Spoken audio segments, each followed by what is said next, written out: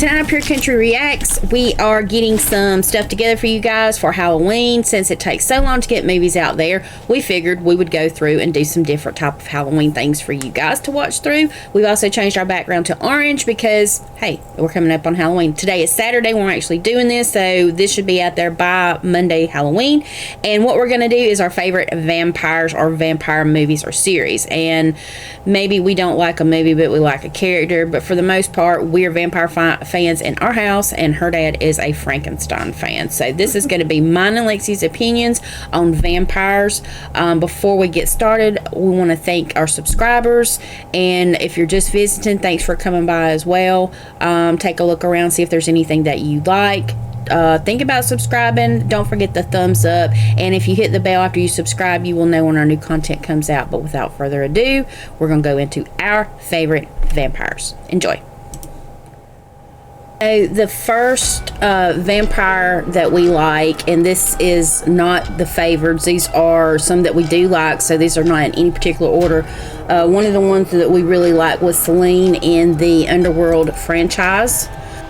Selene obviously was an awesome character. She was a strong female character, as a lot of women like a strong female character, and she pretty much was the main character in the Underworld movies, the franchise. She was, but there were also a bunch of excellent other vampires in the movies. You didn't know who to trust, who not to trust. But this was a really good franchise. It does have great lichens or werewolves in it, but it was really good to us. Probably one of the first scenes in the Underworld series is obviously Selene that's sitting up there, and she's looking down into the world, and she's been following this one character. If I remember correctly, without going into it, I want to say the guy was David, and she had been noticing that the lichens were following him around. But as far as vampires go, Selene was an excellent vampire. We really, really liked her. We enjoyed her. She was very beautiful. She played the part exquisitely well. And she was a badass. Alright, so one of the next vampire movies that... did I ever show you this one, Lexi? You only showed me like twice. I think I've showed her twice, but Are the Vampires in Interview with the Vampire. And the two main characters, actually the main character... I think it was really equal. I know that a lot of this was based on Lestat and Louis. Louis was obviously made by Lestat, and they were partners throughout many centuries. Lestat was played by Tom Cruise, as we see here, and that's Louis. And Louis was actually sort of like a good vampire, okay? Lestat was a very arrogant vampire, and Louis was more of the likable character. Humble. Exactly. He was more humble. He was sort of kind of fighting against what he was for a while. And then, of course, in the end, he started to embrace that. But they sure did squabble a whole heck of a lot. I think Louis' issue with Lestat a lot of the time is that, along with the arrogance that Lestat had, Louis really hated the fact that Lestat was just really cruel. He was really cruel, and Lestat kept trying to push Louis into, this is what you are, you need to embrace what you are, and Louis tried not to be who he was, because he really didn't like that he was this monster. Yeah, he was this creature of the night. Lestat never did. Lestat liked to torture people, antagonize people, and Louis did not. Louis still maintained his humanity for a lot of it, but he was a lot more low-key. Lestat was just really, Lestat was just a dick. I mean, he really was. Some people like that. As far as the book goes, Interview with Vampires, excellent book by Anne Rice. And also, obviously, Louis really, really fought with what he was, and also created Claudia. Let's go to Claudia. So Claudia was obviously the child vampire that I believe Louis ended up making in a time of weakness. She was a child, and really in some of the vampire movies they don't always touch on this, but in other vampire movies they do touch, especially in the Twilight series, they touch on the fact that vampires typically do not make children vampires, and the reason they don't do that is because they age so slowly. And also the fact that they have no control. Right, they have no control. Also, they would perpetually be a child for like a really, really, really, really long ass time because of the aging process and the fact that they live forever. So Claudia was made by Louis in a moment of weakness. So I think Lestat maybe ended up turning her the rest of the way, but she was in fact a cold-blooded hunter. She really was. She did not really have humanity because of her age, and she had, as a child, no life that she's really had experienced, which also made her immature. Now, so you got an immature child as a vampire who is an absolute cold-blooded killer, and Claudia is absolutely that. She is absolutely that. Also, if you've never seen the Interview with the Vampire, Claudia and Louis also tried to take down Lestat. It was a good go of it, but ultimately they didn't kill him. But she is the first vampire child, I think, that I saw. A really excellent job done by, and I can't even think of what her freaking name was. We're good with faces, not names. Yeah, I'm better with faces, not with names. God, I can't think of her name. Anyway, y'all know who we're talking about. Anyway, so she was a child vampire in the Interview with the Vampire. So even though you love or hate Lestat and Louis and Claudia, it is a love-hate. I mean, the character Lestat, cold, calculating, arrogant. Louis more wants to be the man he was before. Of course, at the time I think he was turned, he was really having a bad time anyway. But anyway, that is Lestat, Louis, and Claudia. You can't talk about vampires without talking about Grandpa from the Munsters, okay? He was honestly my favorite series as a child. If you're going to talk about Addams Family and Munsters, was Addams Family. However, Grandpa from the Munsters was absolutely a hoot. You can't talk about vampires without mentioning the funny vampire of Grandpa from the Munsters, okay? He may have been every child's first introduction into vampires, and he was a funny vampire. He was a family member. So who couldn't love Grandpa from the Munsters? And if Grandpa wasn't the first vampire for you, we all probably remember from Sesame Street, Count Von Count.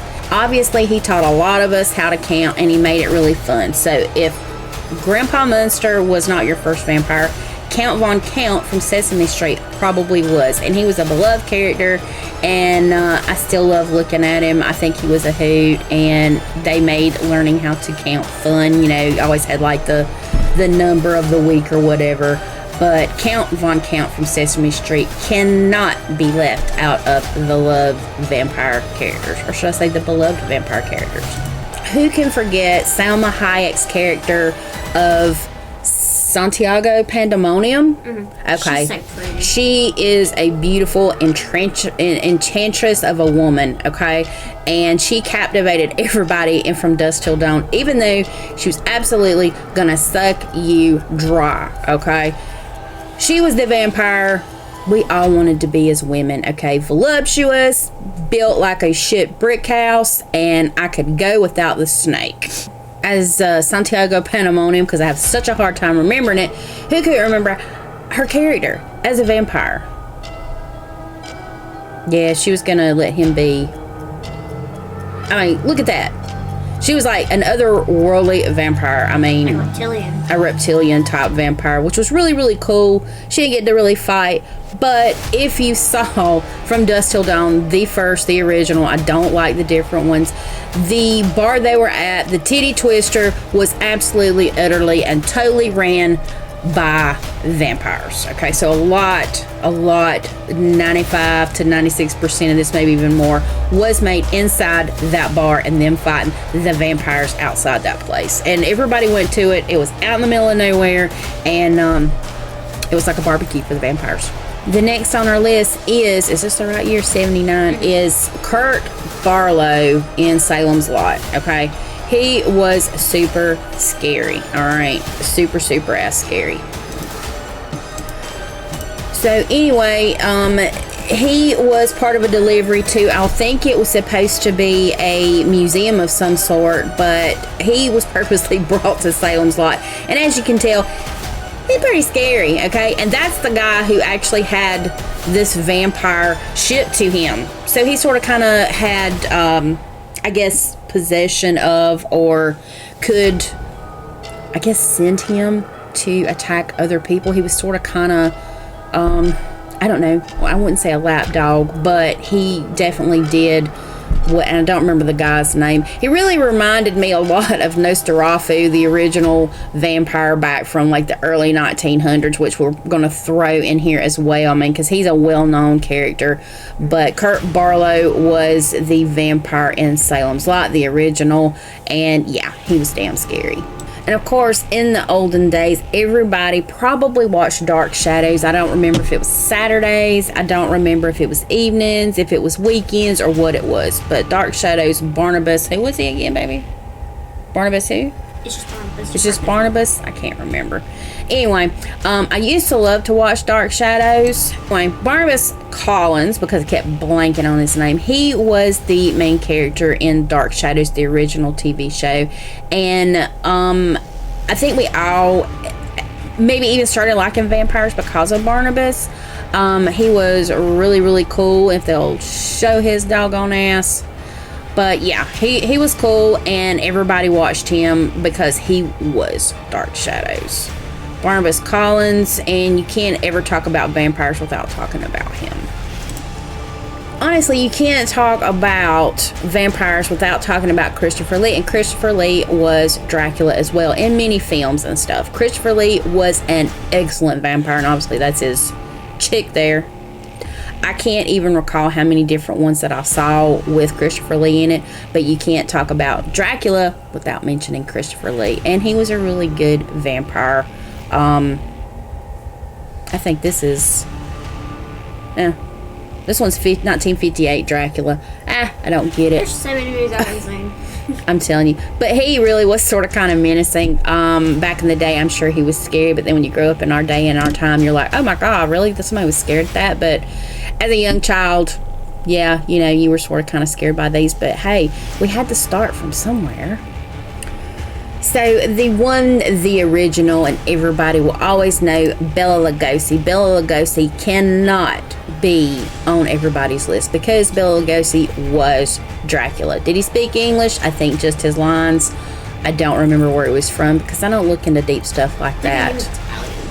I don't know. I want to say something like Romanian or something. I can't even remember. But he didn't have the fangs. He didn't, you know, do the blood and stuff because obviously these were original movies, right? Okay, they didn't do all that, but what they did with their face and what they did with their body language, they made the atmosphere really good. Exactly. I mean, it was so dark, it was menacing, it was scary, but we all loved it. And if you think about, if this was something that had been released back in the day, this would have scared you, okay? This honestly would have scared you. I think his granny even said that when the original werewolf came out, the Wolfman, she said everybody was scared of that movie. Really? I mean, and look, everything in these original, what are these called? Universal Studios came out with all the original characters a long time ago. And my mom, who is in her 70s, even said back in the day, these movies were terrifying to them. The body language of Bela Lugosi was horrifying. I mean, hey, I'm going to hold you under my spell, and I'm going to make you do this, and I'm going to make you do that, and he would, and there was no fangs, but he was menacing nonetheless. And this was obviously him trying to control other people's minds, and looks like the guy's going to be controlled by it. So probably not my favorite, but the king of Dracula has got to be Bela Lugosi. He was the original.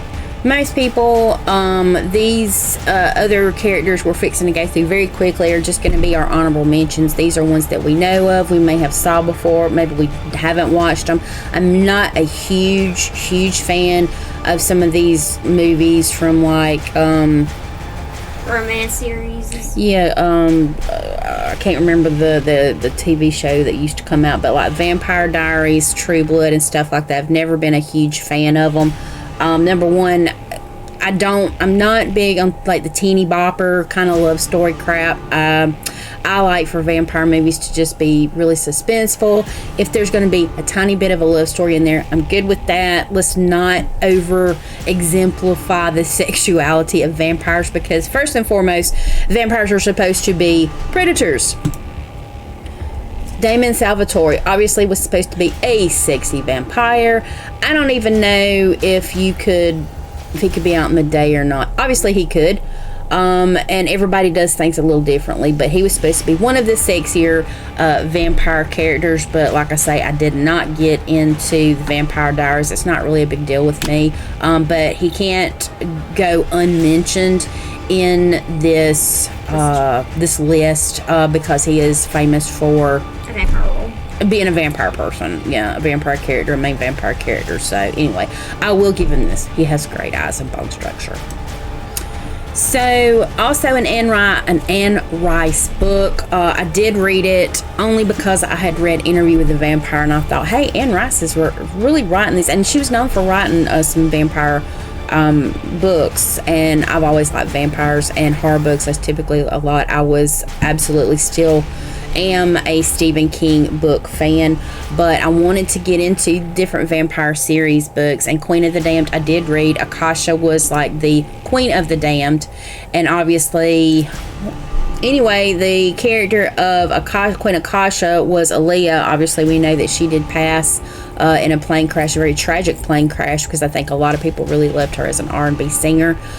She was a beautiful vampire, but I did not really so much like the aspect of a queen vampire. It was not a big thing to me, and I didn't like the character, a lot of the characters in Queen of the Damned. However, she was very unique because she was the Queen of the Damned, and the Damned is also vampires. But you can't talk about vampires without talking about Queen Akasha, and Aaliyah played her perfectly. It just really wasn't one of my favorites, because I typically look at vampires as more men. I guess because beginning and starting up, it was mainly men, but the book really didn't tickle my fancy either, especially the way that Interview with the Vampire did. Not one of my favorites, but Aaliyah was a beautiful woman, and she did play this role excellently. It just wasn't really something that was a favorite of mine. Going into a lot of the other vampires, you cannot talk about vampires unless you mention Fright Night, the original. I did not know any of the characters. I did see the Fright Night, just this one time back in the day. They were very interesting vampires, but they did really not. It's just not something that I look back and say, man, I'd love to watch that again, because it really wasn't one of those for me. But the vampires were really great with the makeup, and this was actually a favored movie. It just wasn't really one of my favorite movies, and I don't think you've even seen. And she's never seen them either. So I typically show her my favorites, and then if she stumbles up on something herself, she'll watch it or whatever. Her dad also likes to used to like to introduce her to some of the other movies and characters, but Fright Night just really was not one that I really liked. Although the vampires were interesting, obviously when you see some of these faces, yeah, they're interesting. So obviously True Blood was a huge successful series. It was also on HBO, and I didn't have HBO. I had heard a lot about True Blood, and the two, I guess, of the more main characters besides Sookie was Bill and Eric. And when I did try to watch this, I found out that I was not going to be able to watch this series with a small child in the house. At the time, she was very small, and we did allow her to watch horror movies and series and stuff like that, but this was one I could not, because there was so much nudity and sexual content in there that I'm not really familiar with them. But I do understand that Bill and Eric were some of those favored characters, again, besides Sookie. And even though I haven't watched them, I do know the name Sookie because of the immense popularity of the show and the characters. So interesting enough too, I do know that Sookie, main character, Anna Paquin played her, did actually end up marrying, I think it was the Bill one, I believe. Not this one, which I'm saying I think was Eric. She did actually in true life end up marrying the Bill character. Him. Then they have a couple kids too, which is really, really cool. But these were two of the vampire characters, and I've chose this video, and I don't know if they're going to like vamp out here and if they're going to tear each other apart, but this is supposed to be some kind of a fight scene, I'm assuming. Let's see. Obviously, I'm not a whole lot sure what's going on, but definitely don't want to drink Lilith's blood, only because we know who Lilith is, not in True Blood, as in back in folklore. History, demonology and stuff like that. We know who Lilith is. So, but anyway, these are the main two vamps, and I'm assuming since I've never seen it, sometime they're gonna sprout some teeth, but I'm not sure. So I think I've only seen this one time, but I do love the character, especially Bill Paxton in here. This is called Near Dark. And they're obviously sort of kind of a rogue vampire group. Maybe they're I don't know. They almost seem like a biker club. Yeah, they're almost like bikers. Maybe they were the redneck vampires or something. But what happened? You scrolled. Oh, excuse me. Didn't mean to scroll. Anyway, Bill Paxton. I've seen like some of the clips from this and 100 Scariest Movie Moments. Bill Paxton, hilarious as a vampire. Not everybody can pull off a funny vampire. Not everybody can pull off a scary vampire. But I think Bill Paxton does do that in this movie. So I had to make sure that I actually got Bill Paxton. Like somebody bleeding somebody out. And I'm assuming, it's been so long since I saw this. But hilarious enough is them going through this freaking bar, tearing the place up. Terrorizing, I guess, the locals. I don't know. But yeah, finger licking good, no less. Bill Paxton was seriously a hoot. And I don't remember the whole scene, but seriously it was. Yeah, that was funny right there when okay, so you know, when you start shooting at vampires and stuff, typically that doesn't do anything but piss them off. And I don't know why he even shot this guy, but they're all vampires, not this guy, I don't believe. It must have been something that transpired in the movie. It must have been. Like I say, I probably should have boned up on some of this. But I remember the movies, and since I hadn't seen them in a really long time, I couldn't bone up on them. But anyway, it was hilarious that Bill Paxton is absolutely going to go off on this, the bartender. Thank you, yeah. And he's loading his double barrel shotgun.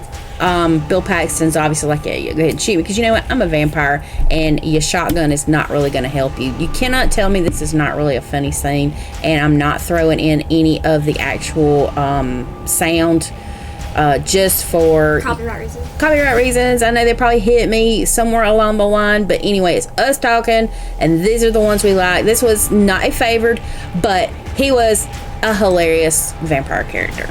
So this is Aiden from Being Human, and I just had to ask Lexi. Lexi has seen some of these before. I was not really sure. I'm like, as soon as I pulled the clip, I'm like, okay, am I on the right thing, or is this like some kind of a commercial? So I'm having to look, make sure I don't know, but obviously he's been living a long ass time, as most vampires do. But anyway, so this is supposed to be Aiden. Aiden obviously gets turned maybe all the way back into the Civil War. I'm not really sure, but Lexi did say that was a series that she was really starting to like.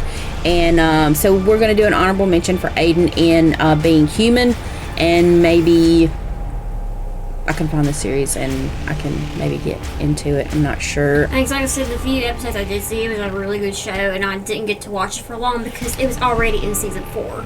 Exactly. And sometimes you really have to play catch up, and it's hard to play catch up, especially when you discover something and then it's in like way already into the series. The last time I watched it, we didn't have Roku, and we were having to record the episodes that would come on TV, and it was only the last few episodes of season 4, so I was like, I wouldn't be able to watch the other ones. We have found out that having a Roku or Fire Stick is fundamental in life. We do everything through our Roku. So the only reason, and I haven't saw this movie yet, so that is the only reason that it is in the honorable mentions, is Morbius, the movie, and the character Morbius. I thought it looked really, really interesting. My husband was really not someone who wanted to give this one a chance. As I said, he's not a real big vampire fan, although he loves horror movies. Morbius is one that I really would like to see, and it looked very interesting to me.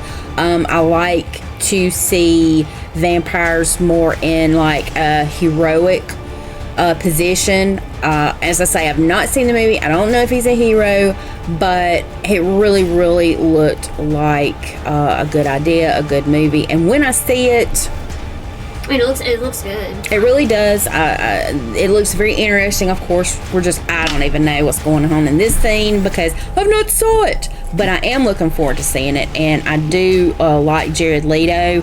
Not in everything that he does, but I do like the character that he looks like he's playing in Morbius. So this obviously is a bad person. So this really makes me even more excited. We'll probably do this for the channel since it is going to be a reaction. We'll definitely try to do it. We're trying to figure out some ways to cut in just such a way that we can avoid a lot of the copyright. Anybody give us hints on how to avoid copyright? Exactly. Especially with editing tools, video makers, center. Exactly. Help us. It would really be great. I mean, even especially if you're a tech person. Right. Even if I can get like overlays and stuff. So anyway, this is definitely one on my to watch list. I want to see Morbius, but he's an honorable mention only because I've not saw it yet. So these are actually going to be the more favored vampires for us, either movie, series, or whatever. This is number 8. Have you done put these down for us? Yes. Okay. We did like the Twilight series. Because it was a very different take. It was very different, good character. So obviously this was who is this one? This was Edward. Edward was a really cool character. Oh, he was a good character for a vampire. He really was. I liked how these vampires could be out during the day. He also could read minds, and that's why he would be grinning when they were talking, because he knew exactly what they were talking about, and they were talking about him. So these were the Cullens. Obviously, we don't have Mom and Dad Cullen in there. Esme and Carlisle. Esme and Carlisle. Carlisle's a doctor, and I don't know what the heck Esme was. I think she was just a home mother. Yeah, she's a home mother. But it was really cool. They, too, did not really grow fangs, but nonetheless, some of our favorite vampires. You can't talk about vampires unless you talk about the original Nosferatu. Back in 1922, we all got a look. Well, I didn't get it in 1922, but we all got a look at Nosferatu, and he was seriously scary. He had to be back in the day. Even at a young age for me, he was freaking scary. So you can see he was scary. Look at the posture, look at the face, look at the claws. And if I'm not mistaken, I think he actually rose like out of his tomb, sitting straight, not sitting, but he like actually went into a standing position, if I'm not mistaken. Nosferatu set us off, a silent movie, but he set us off for all vampire lovers. So Nosferatu has to be one of the favorites. Okay, you have to be, if you like just supernatural stuff, horror stuff, that kind of thing. In the actual series Supernatural, Dean actually was a vampire at one time. Obviously, it was probably For a little bit. it was a little bit. He wasn't obviously that all the time because he was always fine. But Gordon was also a vampire, and I believe this was season 1, possibly. Yeah, it was season 1 or 2, but the thing is Gordon was not on the same page as them when it came to a certain task. Right, and they were all sort of kind of helping each other, I'm assuming. Yeah. But Gordon was a vampire. Cool. Yay, here we go. So we get Dean, who was actually my favorite character in Supernatural, and I'm thinking Sam was yours, is it not? Sam was mine because he was less of a man. Yeah, exactly. But anyway, here is Dean in Supernatural as a vampire. Let's get a little snippy of Gordon. So anyway, this is Gordon as a vampire, and as Lexi previously said, because she has a much better memory than I do, they just weren't on the same pages. Gordon was actually a good guy. But they almost had to earn his respect in order for him to go along with what they wanted him to do. Exactly. So Gordon was a vampire, and he was really a kick-ass vampire. I liked him. He was one of my favorite characters. So in the movie The Lost Boys, which is one of my personal favorite vampire movies because this is really so much wrapped in 80s. David obviously was the leader of this little biker gang, little if posse. you will. It's a little posse, you know, they were intimidating. They weren't the big thing, but yeah, they were the sort of kind of cool, not cool vampires in the Lost Boys, and they end up trying to bring Michael. Yeah, they try to bring Michael into the fold with them. They were really, really cool. They had their own little lair area. like I say, it was 80s out for reals. And who couldn't love the Lost Boys movie? I mean, really, they moved to, I believe it was Santa Cruz, maybe where they had moved to. And it was just supposed to be totally covered up in vampires. Stuff's always happening in Santa Cruz in these movies. I'm telling you, if you got Santa, whatever, and you got Callie attached to it, you're going to have some vampires, okay? And even though David, the guy that plays David, is not one of my favorite actors, some of the characters that he plays in his movies, he does do spot on because he is an excellent actor. It's just not like one of my favorites. He's typically always a bad guy. Yeah, he's typically always a bad guy. He's a heel. He's a bully. He's something. So maybe that's probably why Kiefer Sutherland, that's his name. I just typically don't like him because he does play the heel. He does play the bad guy. But you have to like Lost Boys, and you have to really love David's little groupie group there. All 80s out. That was my time. I loved it. She liked it. What do you say? So really, I have watched forever from the day it began until it finally ended. I watched Buffy the Vampire Slayer, the series. Actually, what we're looking at right now is actually from Angel, the series. But Spike had just he was the sarcasm. The sarcasm was my favorite. He was so sarcastic, and then you've got Angel, who was your brooding vampire. Okay, obviously, like I said, this is from Angel, but Angel was a spinoff from Buffy, and those two were just like the main vampire characters you've seen a lot. There was also Drusilla, which was the one I was trying to think of. Drusilla, Darla. Yeah, I mean, some of them were just really quick kills and stuff, but Angel and Spike. When Percy here was younger. Absolutely. They're really good characters. I mean, I felt awful for Angel, and I love Spike's sarcasm. Let me make a correction. Not James Marston. James Marsters played Spike, and David Boreanaz played Angel. And it was really cool that they got the spinoff series. I really hated. I don't think they really got a heads up when they closed the series out. Angel, I think there was only 5 seasons, and it like suddenly said boom, and it ended. They did not have any planning for it. But the Buffy series, I believe, went either 7, 8, or 9 seasons. I can't remember. Even when we read. The Buffy's went 7 seasons. Obviously, when he showed up in the first season of Buffy the Vampire Slayer, he was sort of kind of shadowing her a bit. Obviously, everybody knew of the Slayer, and every time a Slayer dies, a new Slayer is born. So Buffy, from the movie and everything, which really, really, really was a horrible movie, the series was so much better. And oddly enough, the Vampire Slayer would fall in love with a vampire. Anyway, Angel was your brooding vampire, and I loved him. He was really great. And their love story was sad and traumatic. It was sad and traumatic because why would a vampire slayer fall in love with a vampire? And why would a vampire fall in love with the slayer? Okay?